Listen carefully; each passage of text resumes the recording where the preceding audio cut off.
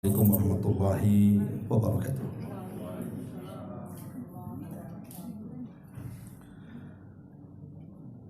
Bismillah wassalatu wassalamu ala rasulillah wa ala alihi wa sahbihi wa mawalah wa la hawla wa la quwata illa billahi wa ba'd. Alhamdulillah, di pagi menjelang siang ini kembali kita bisa duduk di Saung Sunda Sawargi. Tentu saya berhusnudzon kedatangan ibu bapak sekalian dalam rangka bertalabul ilmi. Kemudian juga salawat dan juga salam kita hadiahkan kepada Rasul kita Nabi besar Muhammad sallallahu alaihi wa ala alihi wasallam. Tema di pagi menjelang siang ini, sebagaimana permintaan, kita akan membahas tentang kematian secara mendadak. Entah apa maksudnya yang minta tema ini, apa ada yang mati. Tapi tema ini juga sangat menarik untuk kita bahas,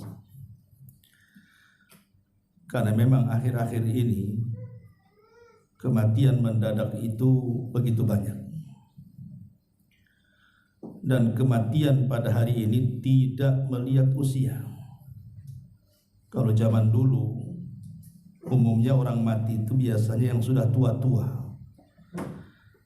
Tapi hari ini justru kebanyakan anak-anak muda pula yang mati. Karena kita lihat di jalan-jalan raya, hampir setiap hari ada orang kecelakaan, mungkin dia nabrak atau dia yang ditabrak. Atau terjadinya banyak kejahatan, mungkin dimasuki rampok yang tidak terpikir akan datang rampok, tahu-tahu bukan hanya mengambil barang, membunuh pula isi rumahnya. Atau mungkin pada tahun-tahun kemarin, seperti adanya wabah corona. Siapa yang nyangka akan terkena virus? Hampir setiap hari ada orang mati. Lah tentu fenomena kematian mendadak ini juga harus kita sikapi. Apakah orang yang mati mendadak ini sebuah kebaikan, ataukah justru sebuah azab yang Allah datangkan? Ma'asyiral muslimin wal muslimat, ibu-ibu dan juga bapak sekalian yang dimuliakan Allah Subhanahu wa taala. Ayat yang sering kita dengar soal kematian adalah kullu nafsin dha'iqatul maut. Setiap jiwa itu pasti akan mengalami sebuah kematian. Tapi ada hadis dari Aisyah Ummul Mukminin radhiyallahu anha, di mana Nabi sallallahu alaihi wasallam mengatakan mautul fujati rahatun lil mu'min wa akhdun asfan lil kafir. Kata Nabi SAW, kematian mendadak bagi seorang mukmin itu adalah tanda beristirahatnya dia dari kepenatan dunia. Tapi sebaliknya, kematian mendadak bagi orang kafir, munafik, fajir, maka justru itu awal penyesalan dalam kehidupannya. Berarti di sini ada dua kelompok orang-orang yang mati mendadak itu kan. Kelompok yang pertama diuntungkan dengan kematian yang mendadak itu, dan mereka orang-orang yang beriman. Sebab dengan kematian mendadak dia sendiri tidak susah. Kita lihat orang-orang yang koma, kadang bukan hanya sehari dua hari itu, ada yang berbulan, ada yang bertahun baru kemudian meninggal. Dianya sendiri tersiksa, belum lagi menyiksa orang lain yang merawat dia. Yang tadinya yang merawat sehat, gara-gara merawat dia jadi sakit pula dia. Terkadang merawat mati duluan daripada yang dirawatnya. Dan itu sering terjadi. Artinya kalau seorang mukmin itu Allah pilihkan kematian seperti itu, maka itu sebuah keuntungan bagi dia, karena dia sendiri tidak merasakan sakit yang panjang dan orang lain pun tidak tersiksa dengan dia. Tapi kalau seandainya yang mati mendadak ini orang kafir, ataupun orang munafik, ataupun orang jahat, ataupun orang yang ahli maksiat, maka kematian mendadak itu tentunya penyesalan bagi dia. Kenapa? Karena tidak sempat didahului dengan tobat. Itu masalahnya. Al-Imam Al-Bukhari rahimahullahu ta'ala sampai beliau mengatakan sebuah syair yang sangat bagus sekali. Apa kata beliau? Igtanim fil faraghi fadla ruku'i fa'asa an yakuna mautuka baghtah kam sahihin ra'aitu min ghairi saqamin dhahabat nafsuhu sahihatu fallattatun. Kata beliau, manfaatkanlah di saat longgar keutamaan ruku dalam solat. Kemungkinan kematianmu akan datang secara tiba-tiba. Berapa banyak orang-orang yang sehat yang kau lihat tanpa ada sakit, tiba-tiba jiwanya yang sehat pergi dengan mendadak. Anehnya Imam Bukhari mengatakan seperti ini. Lah Imam Bukhari sendiri mati dalam kondisi mendadak. Dia mengucapkan ucapan ini, dia pula meninggal mendadak. Dan tentunya seorang ulama yang kematiannya Allah pilih seperti itu sebuah husnul khatimah. Saya katakan tadi, orang yang sudah persiapan sebelum kematiannya kemudian dia meninggal, berarti ini sebuah keuntungan, karena dia hendak berpindah dari satu tempat menuju tempat yang jauh lebih nikmat yang dia akan rasakan. Tapi sebaliknya orang-orang yang jahat justru dengan kematiannya memindahkan dia dari tempat yang senang di dunia ke tempat yang penuh dengan adab Allah Subhanahu wa taala di dalam kuburannya. Ma'asyiral muslimin wal muslimat rahimani wa rahimakumullah. Ada sebuah hadis dari Anas bin Malik radhiyallahu anhu, di mana Nabi sallallahu alaihi wasallam mengatakan min iqtirabis saati an yural hilalu kibalan fayuqalu li lailataini an tuttakhadul masajid turuqan wa an yadhhara mautul fujati. Kata Nabi sallallahu alaihi wasallam, di antara dekatnya hari kiamat, hilal ataupun bulan akan terlihat nyata sehingga dikatakan ini tanggal 2. Masjid-masjid akan dijadikan jalan-jalan dan munculnya kematian-kematian mendadak yang sangat banyak. Jadi 14 abad yang silam Nabi SAW sudah mensabdakan kepada kita bahwa nanti di akhir zaman, seolah-olah Rasul ingin mengatakan seperti itu, akan banyak kematian mendadak di mana-mana. Dan zaman itu sudah ada hari ini. Zaman itu sudah ada hari ini, karena setiap hari kan kita melihat ada orang kecelakaan, tiba-tiba kemudian datang tsunami, kemudian membunuh banyak orang, datang gempa, datang angin puting beliung, datang musibah macam-macam yang orang itu tidak memprediksi akan kedatangannya. Tahu-tahu datang, rumahnya roboh, mati pula di situ. Nah, ini kan terjadi di depan mata kita, dan harusnya bagi seorang mukmin ketika melihat ada orang yang mati mendadak ini sebuah pelajaran. Jangan-jangan saya seperti itu dan saya tidak persiapan untuk itu. Ma'asyiral muslimin wal muslimat rahimani wa rahimakumullah. Nabi SAW pernah berdoa seperti ini. Allahumma inni a'udzubika minat taraddi wal hadami wal gharaqi wal hariki wa a'udzubika an yatakhabbatani syaitan indal mauti wa a'udzubika an amuta fi sabilik mudbiran wa a'udzubika an amuta ladiqa. Ya Allah, sesungguhnya aku berlindung kepadamu dari terjatuh dari tempat yang tinggi, dari tertimpa bangunan, dari tenggelam, dari terbakar. Aku juga berlindung kepadamu dari campur tangan setan ketika aku meninggal. Aku berlindung kepadamu dari meninggal dalam keadaan lari dari medan perang, dan aku juga berlindung kepadamu dari meninggal karena tersengat hewan beracun.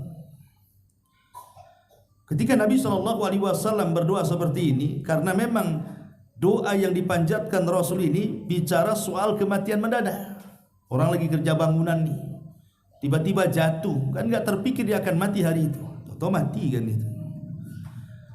Orang-orang yang kebakaran rumahnya, dia tidak terpikir bahwa rumahnya akan kebakaran, tahu-tahu kebakaran. Rumah sebelah kebakaran, merembet pula ke rumah dia, mati pula dia terbakar di situ.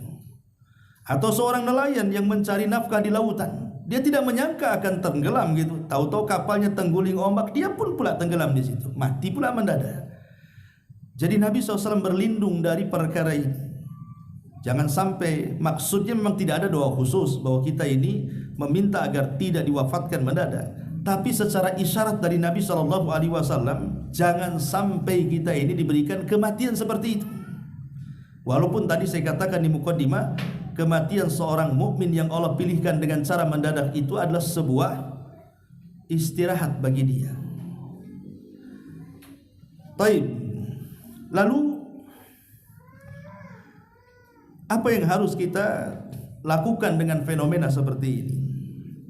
Persiapan apa yang harus kita lakukan dengan banyaknya kematian mendadak di hadapan kita ini? Ma'asyiral muslimin yang dimuliakan Allah Subhanahu wa taala, ada 15 poin yang ingin saya sampaikan. Yang pertama, poin pertama,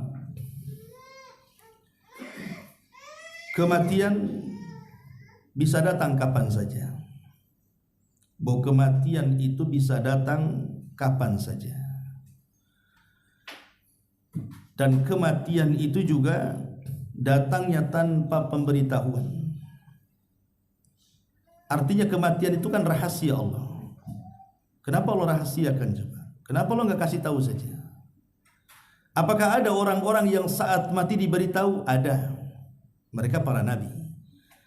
Memang para nabi itu kalau seandainya malaikat maut datang hendak mencabut nyawa mereka, maka mereka akan diberikan pilihan. Apakah mau tetap hidup ataukah mau meninggal dan menyusul kepada teman-temannya di sorga. Semua para nabi seperti itu, termasuk juga Nabi kita Muhammad SAW. Makanya Nabi Musa SAW disebutkan dalam sebuah hadis yang sahih.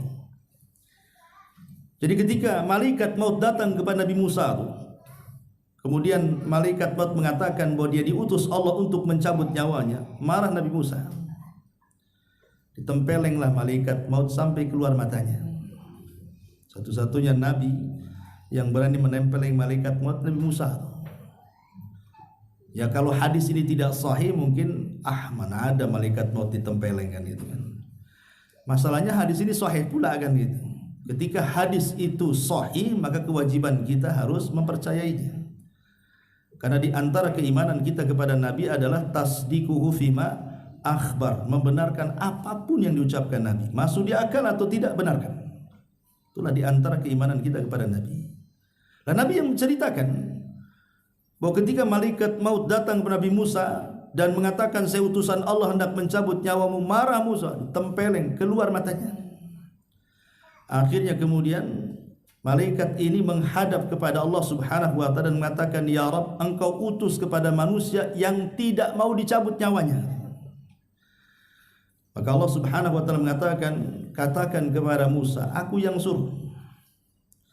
Tapi kalau dia tetap ingin hidup dan tidak ingin mati sekarang, maka letakkan telapak tangannya di badan kerbau.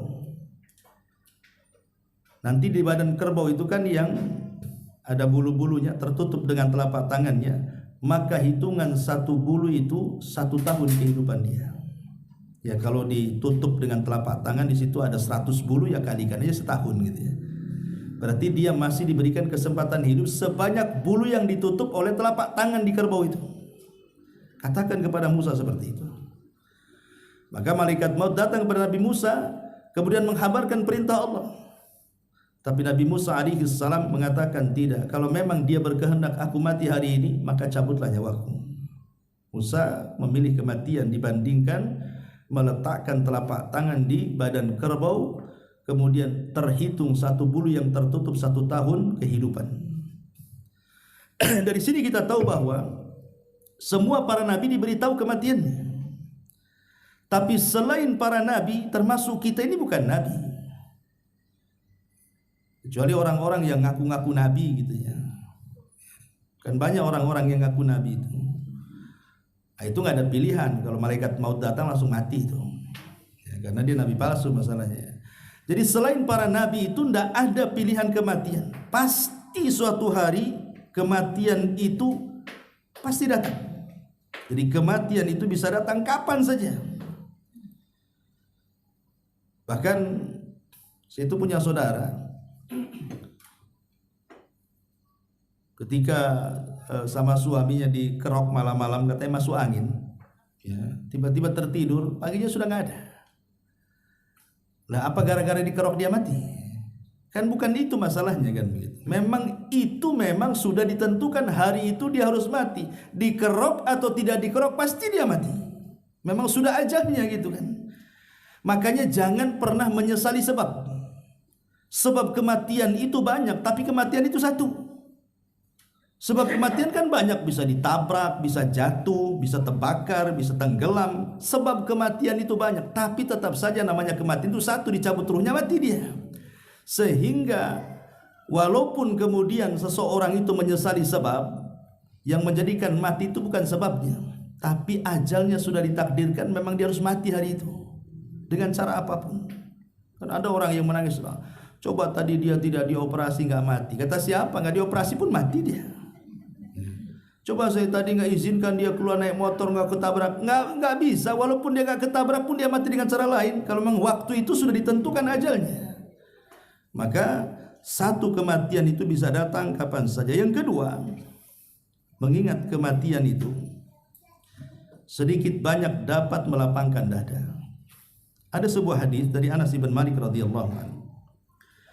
Nabi SAW mengatakan, "Aktsiru dzikra hadhimil ladzat al-mautu fa innahu lam yadhkurhu fi dhikin minal 'aishi illa wassa'ahu alaihi wa la dzakarahu fi si'atin illa dhayyaqaha."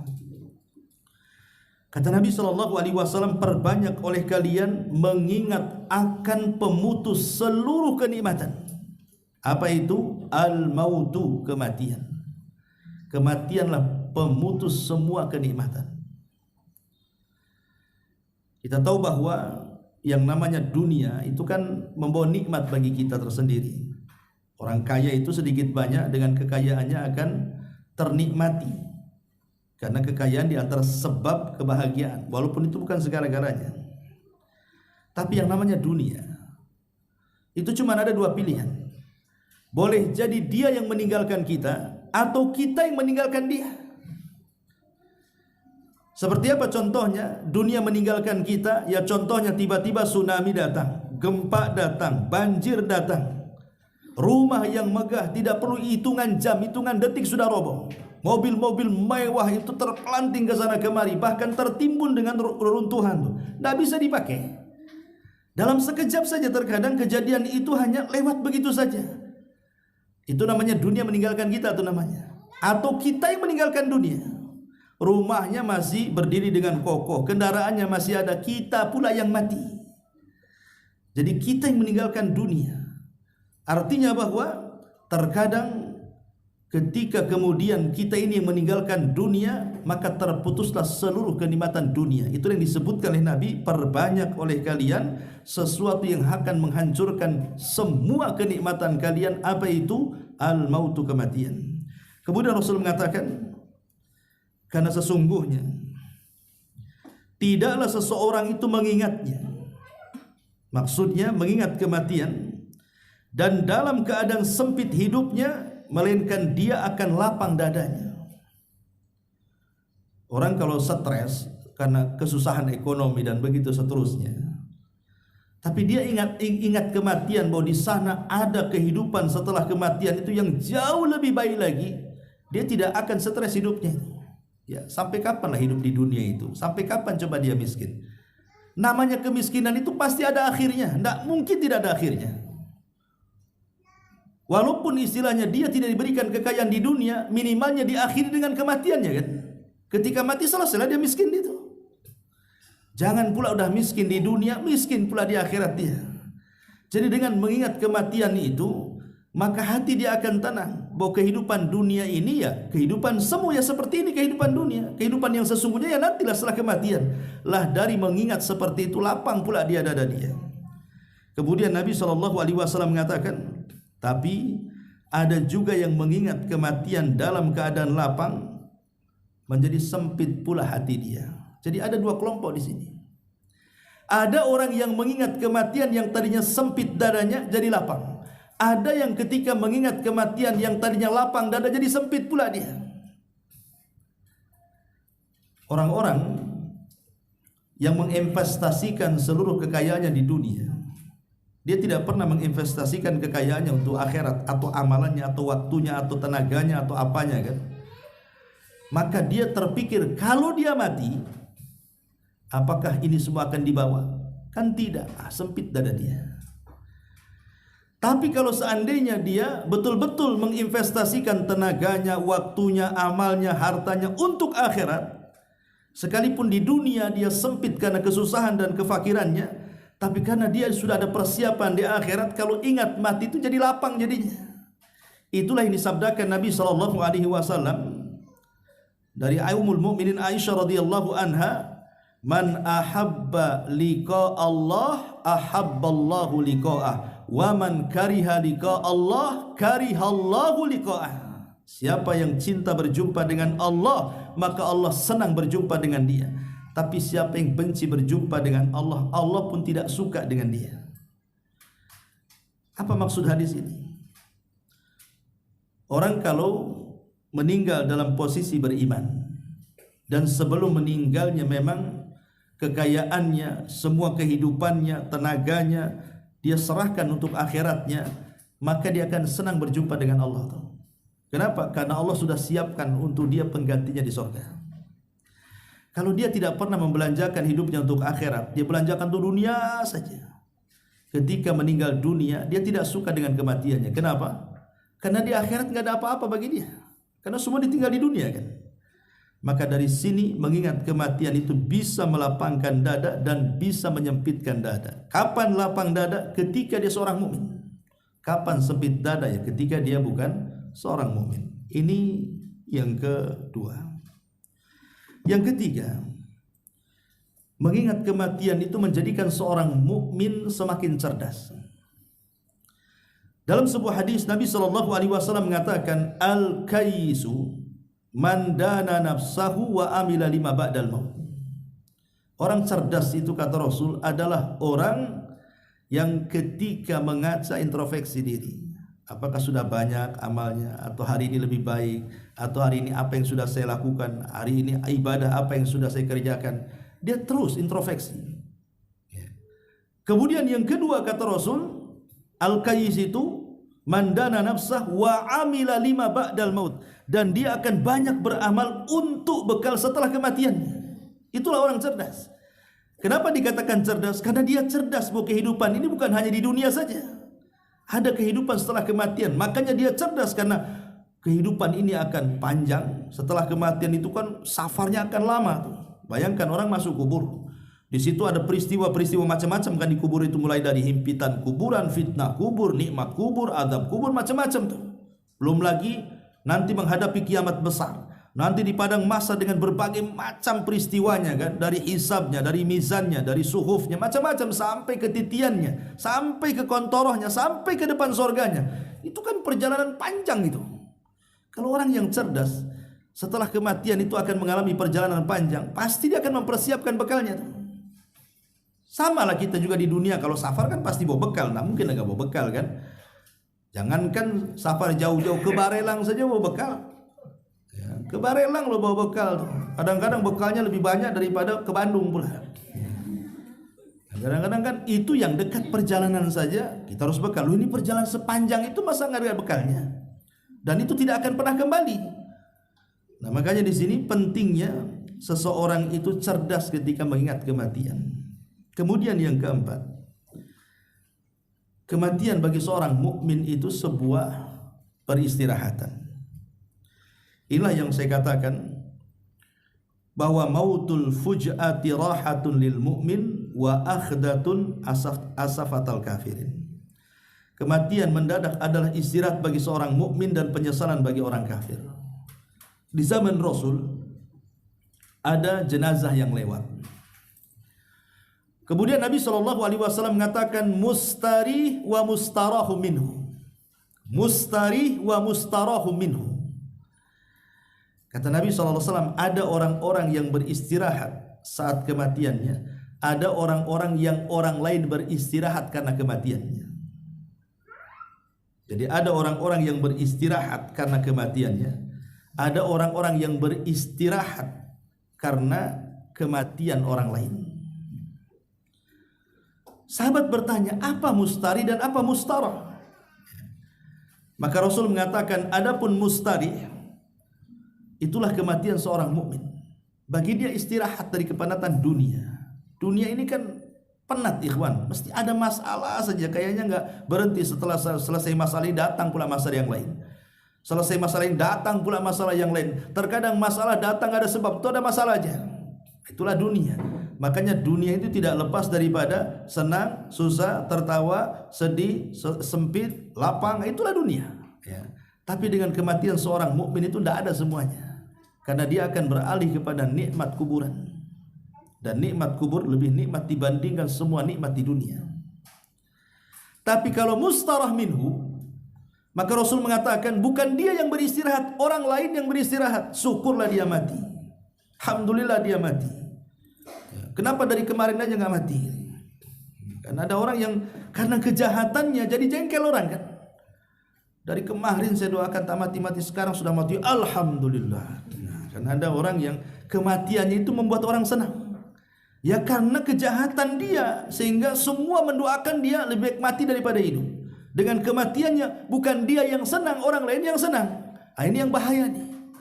Kalau sampai kematian kita membuat orang senang, itu disebut mustarahu minhu namanya. Dan itu tanda orang jahat. Karena orang mati itu kan ada yang kematiannya dipuji manusia, ada yang kematiannya dicaci maki manusia. Karena di zaman Rasul pun pernah terjadi kan, ada jenazah lewat nih, semua manusia memuji dia karena kebaikannya. Kalau dia orang baik gitu ya, kemudian meninggal, apalagi meninggalnya masih muda kan, rata-rata kan di masyarakat umumnya seperti itu. Memanglah orang baik itu biasanya cepat mati. Orang jahat itu udah tua bangka nggak mati-mati katanya. Ada istilah di masyarakat kan seperti itu. Jadi ada kalau orang baik itu kalau meninggal tuh rasanya semua orang memuji dia. Tapi ada orang yang kemudian mati itu dicaci maki manusia. Lah ketika ada jenazah yang pertama dipuji manusia, jenazah yang kedua dicaci maki manusia, kata Rasul wajabat wa wajabat katanya. Sahabat bertanya, apa maksudnya wajabat wa wajabat ya Rasulullah? Maka Rasul mengatakan, adapun jenazah yang pertama wajabat lahul jannah, adapun jenazah yang kedua wajabat lahun nar, kata Rasul. Adapun jenazah yang pertama yang dipuji manusia, maka dipastikan dia menjadi penghuni surga. Adapun jenazah yang kedua yang dicaci maki manusia, itu pasti masuk neraka itu. Jadi persaksian manusia itu karena sebuah kebaikan. Kalau orang baik itu pasti dipuji orang. Kematiannya pun terkadang menjadikan prihatin orang. Tapi kalau orang jahat meninggal sudah dicaci gitu ya, kematian disyukuri pula sama orang. Ini juga yang harus dipahami bahwa kematian bagi seorang yang beriman hanyalah peristirahatan. Kemudian yang kelima, orang yang sudah meninggal dunia tidak dapat beribadah lagi, itu masalahnya. Orang kalau sudah meninggal tidak mungkin beramal soleh lagi.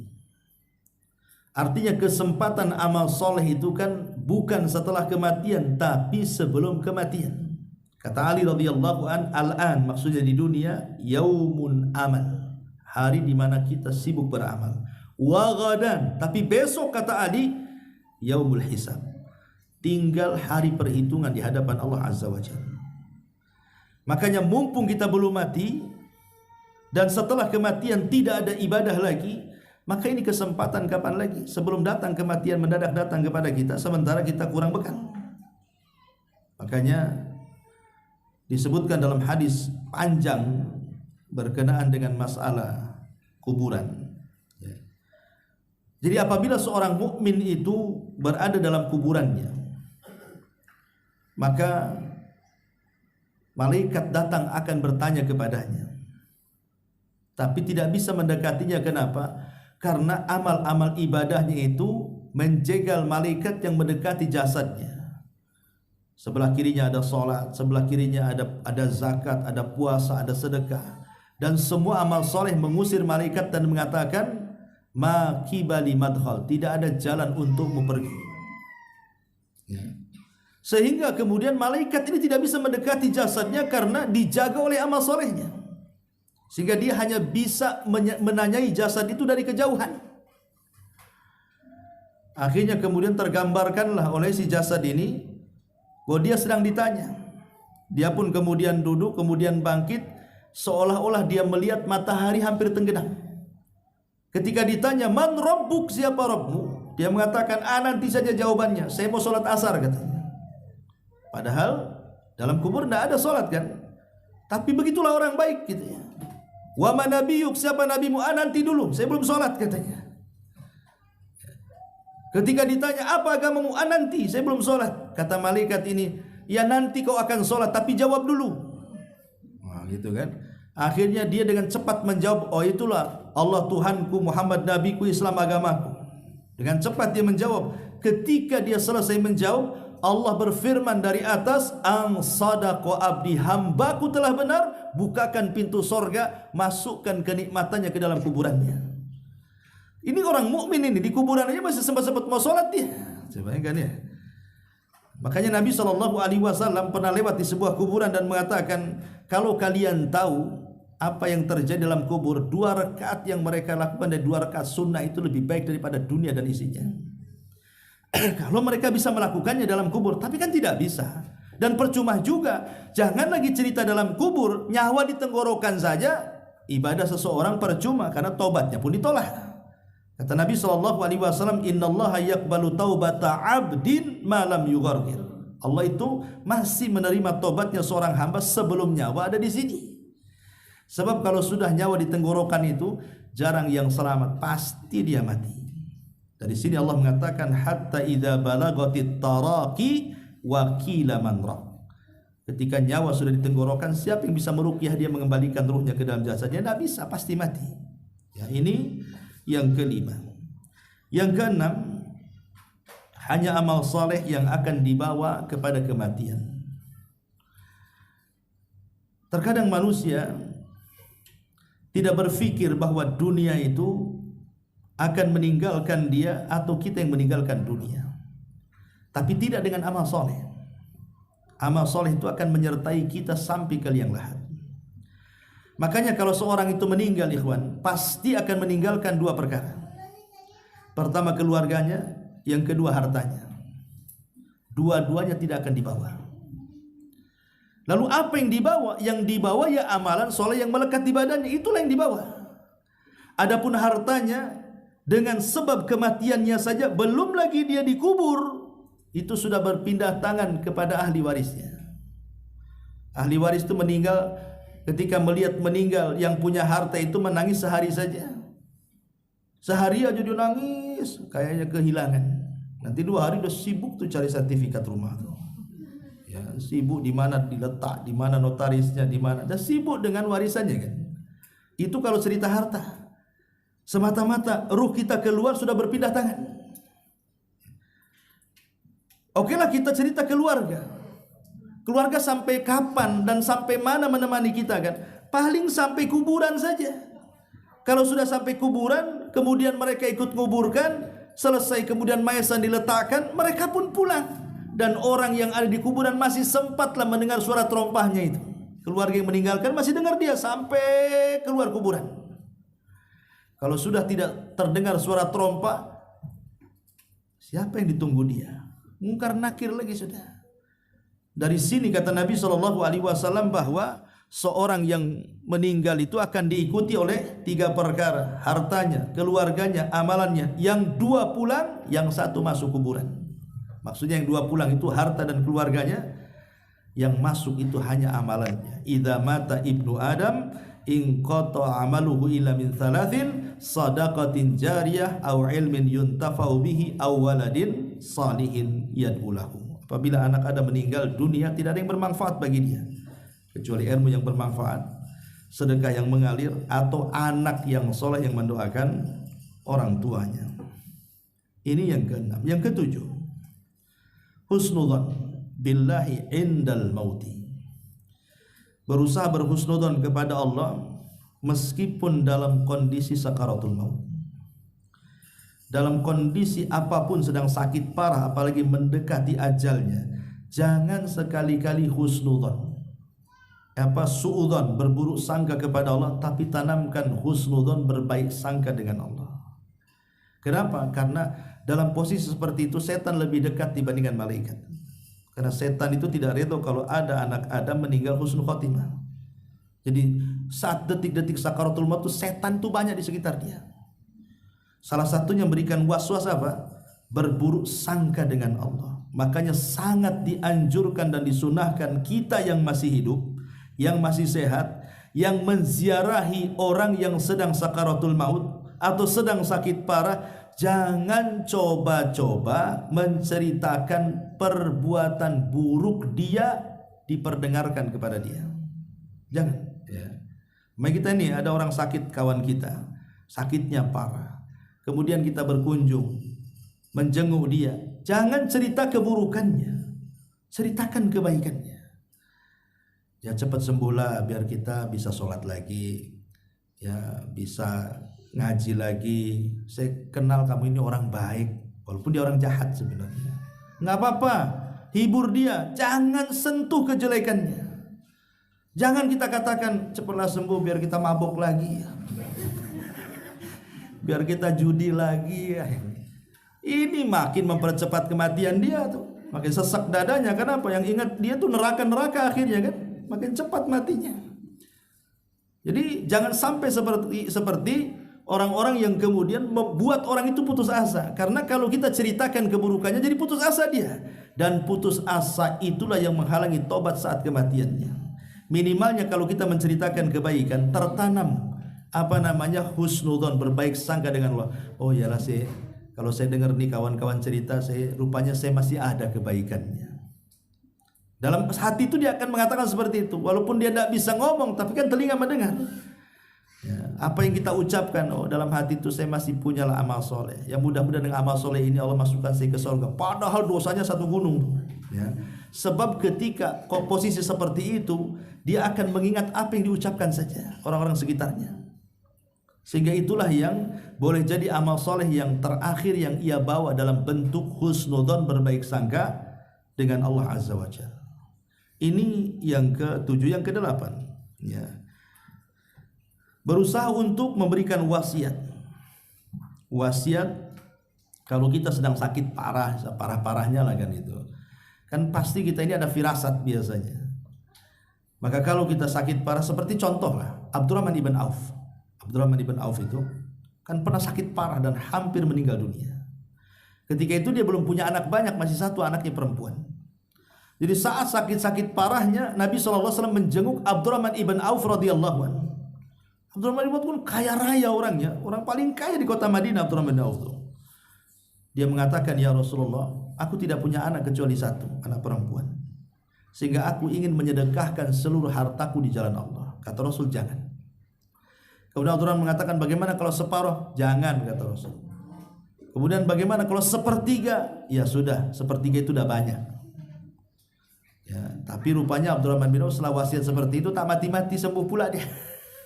Akhirnya anaknya banyak kan itu ya. Tapi kadang kan ada orang yang disangka mau mati, tahu rupanya nggak jadi gitu ya.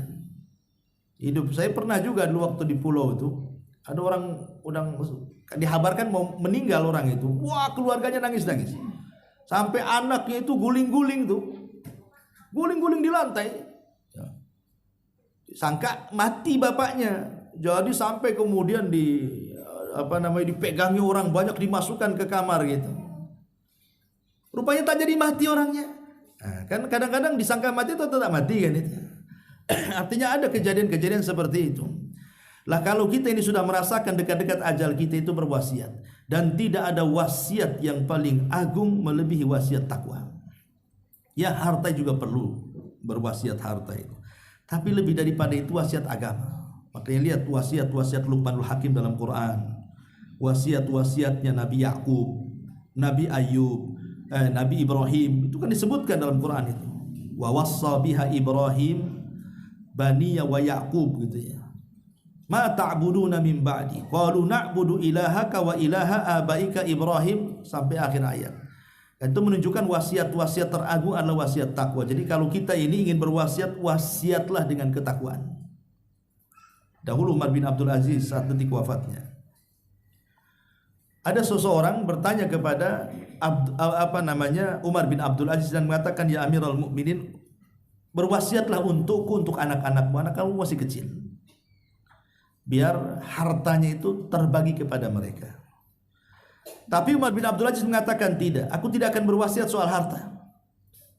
Lah kenapa, anak-anak masih kecil katanya. Kata Umar bin Abdul Aziz, aku hanya ingin mewasiati mereka dengan takwa. Kemudian dia berikan alasan, kalau aku berwasiat dengan harta dan tidak berwasiat dengan takwa, kemudian harta ini dipergunakan untuk maksiat oleh anak-anakku, itu sama saja aku menolong mereka di atas kemaksiatan dengan harta warisanku. Tapi kalau aku berwasiat kepada mereka dengan takwa, maka walaupun mereka tidak punya harta, pasti dengan takwa itu akan mendatangkan harta kepada mereka. Kemudian dia membacakan ayat, wa man yattaqillaha yaj'al lahu makhraja wa yarzuqhu min haitsu la yahtasib. Siapa yang bertakwa kepada Allah, pasti Allah akan carikan jalan keluarnya, dan Allah berikan rizki dari arah yang tidak disangka-sangka. Jadi wasiat yang terbaik adalah wasiat takwa. Ya, umpamanya kalau memang enggak bisa dengan lisan, kan bisa dengan tulisan. Minta pena, tulisnya. Karena wasiat ini terkadang lebih merubah keturunan dibandingkan nasihat. Ada orang yang sewaktu orang tuanya masih hidup, wah jahatnya, naudzubillah. Tapi ketika orang tuanya sudah meninggal, tetapi meninggalkan wasiat, minta anak-anaknya supaya baik, itu kadang-kadang anak jadi baik itu. Karena wasiat orang tua, saya nggak boleh gini, nggak boleh gini, kan itu. Kadang-kadang seperti itu, wasiat bisa merubah orang tuh. Karena ada istilah kalau nggak dilaksanakan nanti kualat gitu. Makanya ada anak-anak itu yang berubah gara-gara wasiat. Nah, kenapa kemudian wasiat itu penting menjelang kematian? Ini yang ke 9, yang ke-8, yang ke-9, selalu melakukan amal ibadah, istiqomah dalam melakukan ibadah sebelum kematian menjemput kita. Istiqomah dalam ibadah. Begini ya, Allah Subhanahu wa taala berfirman, fa amma man a'ta wattaqa wa saddaqa bil husna fasanuyassiruhu lil yusra wa amma man bakhila wastaghna wa kadzdzaba bil husna fasanuyassiruhu lil usra. Di sini ada dua kata. Yang pertama fasanuyassiruhu lil yusra, dan yang kedua fasanuyassiruhu lil usra. Kami akan mudahkan jalan dia yang sudah mudah, kami akan sulitkan jalan dia yang sudah sulit. Apa makna dua ayat ini? Para ulama tafsir ketika memberikan catatan kepada dua ayat ini, mereka mengatakan begini: sebuah amal soleh itu pasti akan melahirkan amal soleh yang lainnya. Sebuah kebaikan itu pasti ada turunannya. Sebagaimana dosa juga pasti ada turunannya. Makanya kenapa Nabi SAW itu sampai berdoa sebelum salam dalam tasyahud kan, dalam tasyahud akhir, biasanya Rasul kan membaca tahiyat, membaca syahadat, membaca sholawat, kemudian membaca 4 perlindungan. Baru sebelum salam membaca Allahumma inni a'udzubika minal ma'tham wal maghram. Ya Allah, aku berlindung kepadamu dari perbuatan dosa dan dari terlilitnya hutang. Jadi Aisyah ini bertanya, atau yang lain bertanya, ya Rasulullah, apa Anda punya hutang? sehingga setiap solatmu kau mengatakan seperti itu. Kata Nabi SAW, tidak. Akan tetapi kata Rasul, kalau orang sudah hutang itu, idza haddatsa kadzab wa idza wa'ada akhlaf. Kalau ngomong pasti dusta, kalau janji pasti khianat. Orang yang berhutang itu, kalau dia bicara pasti dia dusta, kalau dia janji pasti dia khianat. Ngaku aja lah, kan gitu orang yang hutang. Kapan bayar? Besok. Besok datang, mana katanya mau bayar? Lusalah. Kan? Itu udah dusta tuh. Awalnya kan begitu, dusta dulu tuh. Ada duitnya ada sebenarnya, dibilang ada duit. Ya sudah gini, saya janji minggu depan saya bayar. Minggu depan tak pun dia kasih bayar kan. Itulah dosa. Dosa itu biasanya akan ada turunannya tuh. Awalnya cari alasan, cari alibi, kemudian berdusta, kemudian khianat, kemudian dia pula yang lebih kejam dari yang ngutangi. Sebelum datang yang nagih itu dia sudah pasang muka marah-marah tuh. Harusnya yang marah itu yang minjemin duit kan, ini yang ngutang yang marah. Jadi dosa itu melahirkan dosa yang lainnya. Lah amal soleh juga sama. Amal soleh itu melahirkan yang lainnya. Orang kalau sudah terbiasa dengan puasa, anggaplah puasa 3 hari dalam sebulan. Udah terbiasa itu ayamul bid 13, 14, 15. Begitu udah bertahun-tahun. Kalau dia kemudian menambah puasa jadi Senin Kemis, akan bisa. Kenapa? Terbiasa lapar. Dia bisa menambah dengan Senin Kemisnya. Kalau dia sudah terbiasa dengan Senin Kemis, kemudian ingin membiasakan puasa Daud, pasti dia bisa. Kenapa? Karena sudah terbiasa lapar 3 hari dalam sebulan, tambah lagi Senin Kemis tiap pekannya. Kalau melakukan puasa Daud, pasti dia bisa. Ya. Dan dustakan orang yang mengatakan, saya sekarang puasa Daud, Senin Kemis saja enggak kan itu. Puasa Yaumul Bid enggak, tahu-tahu puasa Daud pula kan gitu. Itu dipertanyakan itu. Karena yang ringan-ringan saja dia enggak pernah mengerjakannya. Sama dengan orang yang biasa duha, salat duha ya. Kemudian dia jaga solat qobliyah, ba'diyah atau rawatib atau nafilah di siang hari. Kalau dia ingin melakukan solat malam itu mungkin bagi dia. Kenapa? Karena dia bisa dan terbiasa melaksanakan sunnah di siang hari. Jadi kalau dia ingin melaksanakan sunnah di malam hari, mungkin bagi dia. Karena ada kebiasaan solat. Tapi ini tidak pernah solat di siang hari, ngaku pula ahli tahajud. Semana ceritanya? Ya, siang-siang bolong saja yang tidak susah bangun dia nggak solat. Kok cerita malam pula yang dingin, yang susah bangun dia mengatakan ahli tahajud? Apa enggak dusta ucapannya tuh? Jadi yang namanya amal soleh itu pasti ada turunannya. Kalau orang sudah terbiasa amal soleh, pasti akan melahirkan amal yang soleh yang lain. Itulah yang Allah katakan fasanu yassiru lil yusra. Dia sudah mudah melakukan amal soleh, Allah mudahkan jalannya ke sorga, sehingga dia ditutup dengan amal yang terakhir yang ia kerjakan. Sama dengan dosa. Kalau orang terbiasa maksiat, maka Allah tutup juga seperti itu tuh. Makanya ada istilah orang pikun, kalau dia ngomong itu disesuaikan dengan kebiasaan sebelum pikunnya. Orang mati juga sama, dia tidak diwafatkan kecuali sebagaimana kebiasaan sebelum wafatnya. Lihat orang pikun itu, kalau dia ngomong jorok ya, ngomong jorok itu karena sebelum pikunnya suka ngomong jorok. Kan ada orang yang kalau kagetan itu ya, tak kesandung, pokoknya kagetan lah, latah gitu ya, itu aneh-aneh itu jeritannya itu. Kadang-kadang ngomongnya macam-macam. Ya kalau masih jangkrik masih bagus lah kan. Tapi kadang-kadang lebih daripada itu tuh. Kadang-kadang joro-joro keluarnya kan. Itu kalau pikun itu yang diulang-ulang nanti itu. Karena terbiasa mengulang yang buruk sebelum pikun, maka ketika pikunnya itu pula yang diulang. Tapi kalau sebelum pikunnya dia suka baca Quran gitu ya, maka ketika pikunnya itu juga yang dibaca. Makanya kenapa kita ini berdua jangan sampai pikun. Lah orang yang mati juga sama. Orang yang mati itu kan sesuai dengan kebiasaan sebelum meninggalnya. Makanya ada orang yang meninggal itu karena dia suka mabuk, maka Allah buat mati ketika dia mabuk. Orang tukang judi, maka Allah akan buat mati ketika dia judi. Orang suka berzina, Allah akan buat mati ketika berzina kalau dia tidak bertobat. Memang begitu ya, hadis Nabi SAW mengatakan seperti itu. Orang mati itu akan disesuaikan dengan kebiasaan sebelum kematiannya. Kalau dia ahli ibadah, ahli sholat, ahli sujud, maka Allah akan buat mati seperti itu. Kalau dia ahli maksiat, ahli mungkar, maka dia pun akan diberikan kematian seperti itu. Maka Ingat bahwa selalulah melakukan amal saleh sebelum kematian. Kemudian yang nomor 10, mengingat kematian ini akan mengingatkan 3 hal. Disebutkan dalam sebuah perkataan ulama, man aktsara dzikral mauti akrama bisalatin.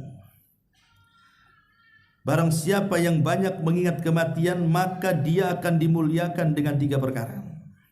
Siapa yang mengingat kematian, maka dia akan dimuliakan dengan 3 perkara. Pertama, ta'jilut taubati, maka dia akan bersegera bertobat. Yang kedua, qanaatul qalbi, maka hatinya akan puas hati dengan kondisinya. Kemudian yang ketiga, wa nasyatul ibadati, maka dia pun akan semangat ibadah.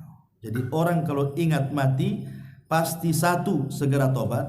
Yang kedua, merasa cukup ataupun qanaah. Yang ketiga, rajin dia ibadah. Tapi sebaliknya, wa man nasyal mauta uqiba bisalatin, barang siapa yang lupa dengan mengingat kematian, dia diadab dengan 3 perkara.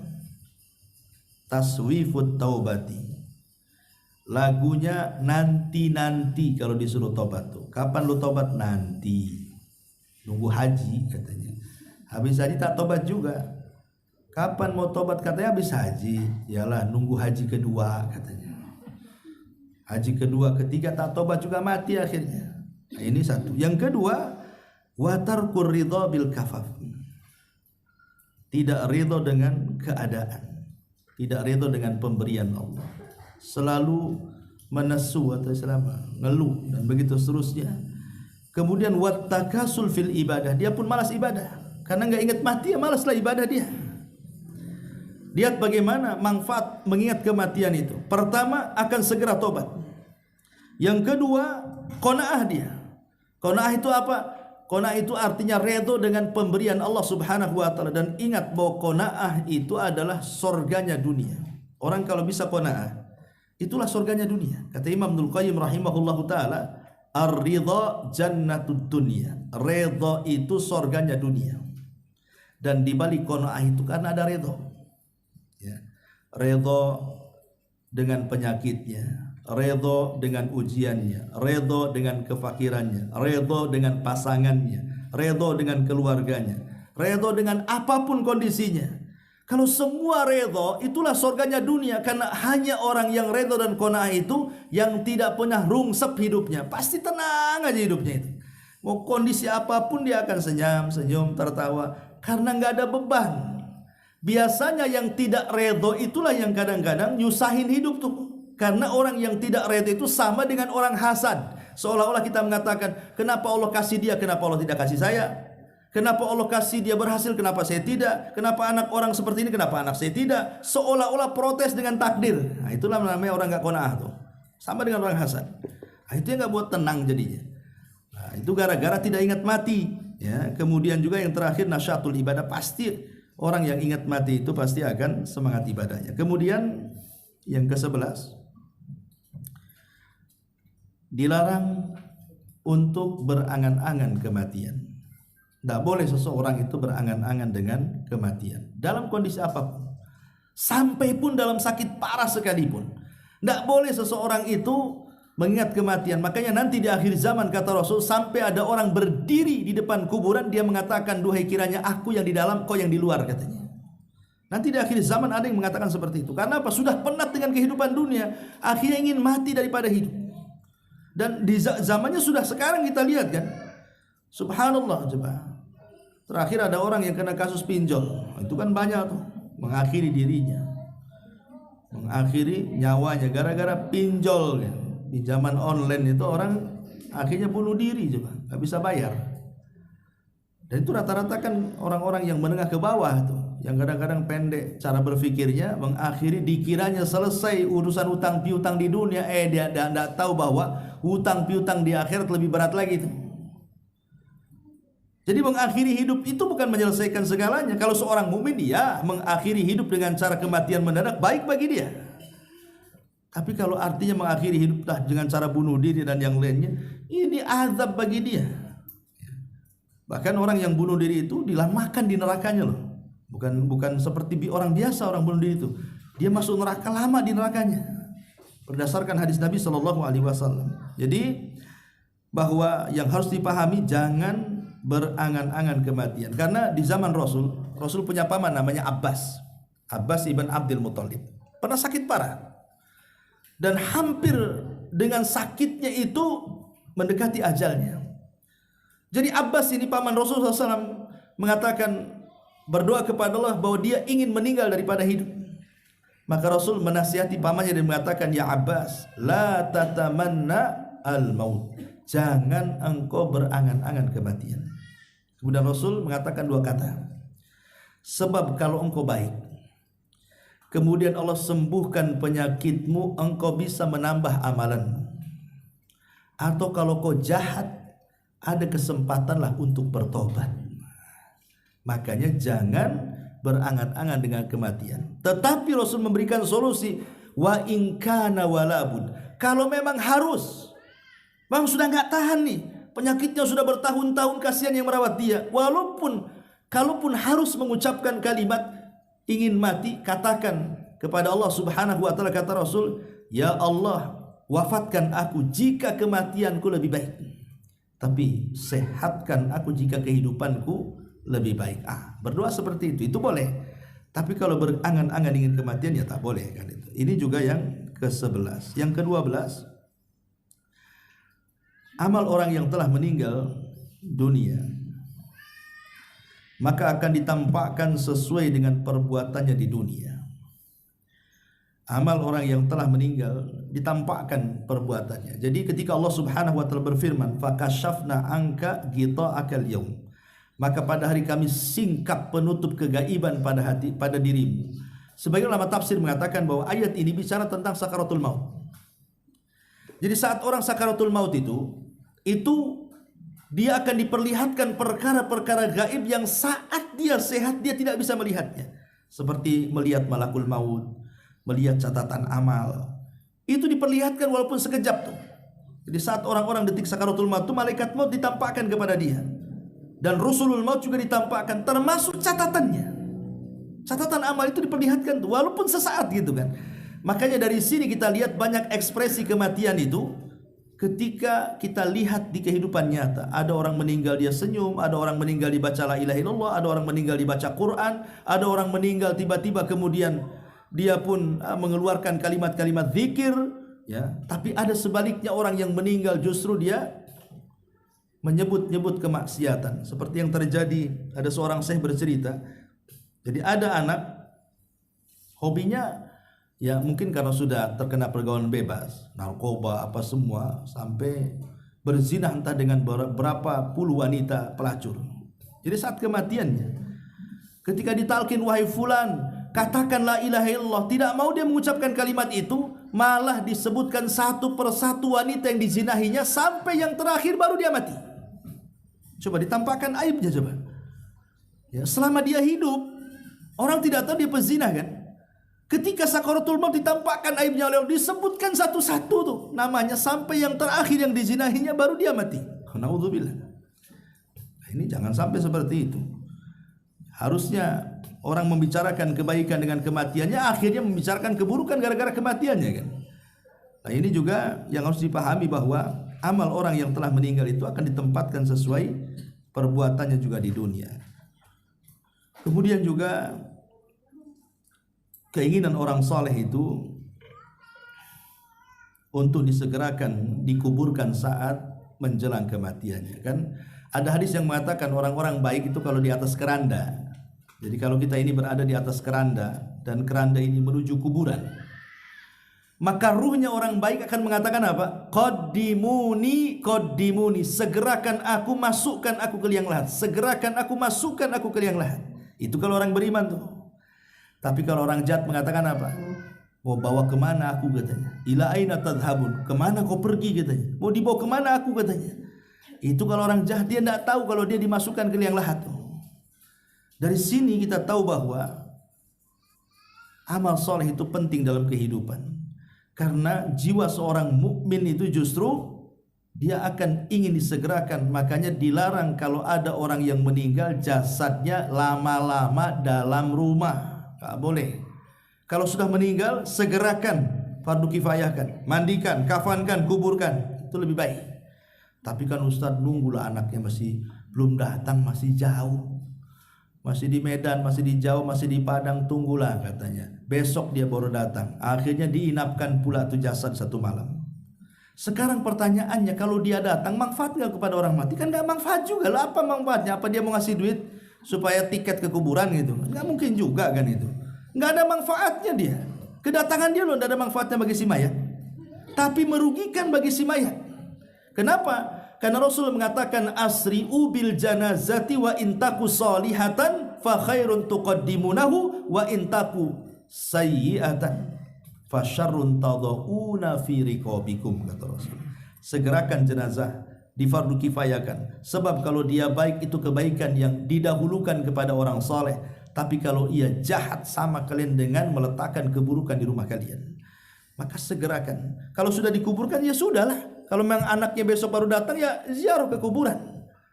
Kan selesai. Kenapa jasadnya kemudian dibiarkan? Nah, ini juga sebuah kesalahan di masyarakat. Jadi segerakan dalam penguburan itu.